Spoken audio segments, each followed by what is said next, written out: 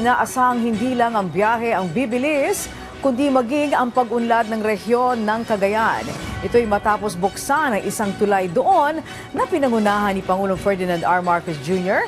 Kung ano yan, alamin natin sa sentro ng balita ni Kenneth Pasyente. Para higit pang mapabuti ang ugnayang pangrehiyon at mobility o malayang paggalaw partikular sa Hilagang Luzon, pinangunahan mismo ni Pangulong Ferdinand R. Marcos Jr. ang inaugurasyon ng Camalaniugan Bridge sa Alcala, Cagayan ngayong araw. May kabuo ang haba ang naturang tulay na 1,580 meters na may 1,100 meters na approach bridges at 480-meter cable-stayed main span. Sabi ng Pangulo, magsisilbing daan ang tulay para sa pagkonekta ng mga bayan ng Camalaniugan at Apari na magbibigay ng bagong ugnayan sa transportasyon sa lalawigan.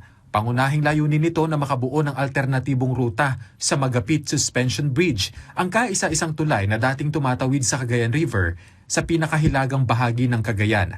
Sa pagbubukas ng tulay, inaasahang iikli ang travel time sa pagitan ng Apari at Ballesteros sa 20 minuto mula sa dating 1 oras na biyahe. Mapapagaan din nito ang trapiko, mababawasan ang gastos sa transportasyon at mas mapapadali ang araw-araw na biyahe ng mga residente at mga transport operator. Nakakatuwa dahil napakalaking bagay ang paglagay ng ganitong klaseng tulay dahil as all of you here are well aware, it cuts the travel time imbis na umiikot na napakalayo para tumawid ay nandito na yung ating Camalaniugan Bridge. Giit pa ng punong ehekutibo, mapapaunlad pa nito ang ekonomiya sa lalawigan lalo na't tinatayang nasa 6,000 biyahero kada araw ang makikinabang sa tulay na sumusuporta sa kalakalang pangrehiyon, agrikultura, logistics at turismo habang pinatitibay ang paninindigan ng pamahalaan sa makabago, matatag at makataong pagpapaunlad ng infrastruktura. Ako'y nakakasiguro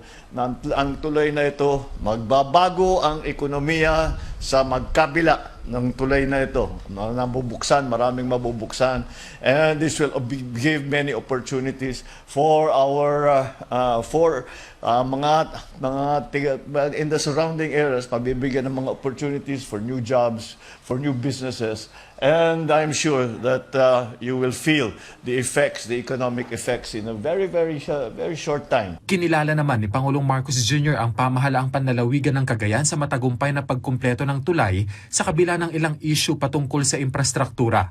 Umaasa ang Pangulo na magsisilbing ehemplo ang Camalaniugan Bridge sa mga itatayo pang tulay sa iba't ibang panig ng bansa. Tuluyan ng bubuksan ang tulay sa publiko ngayong araw.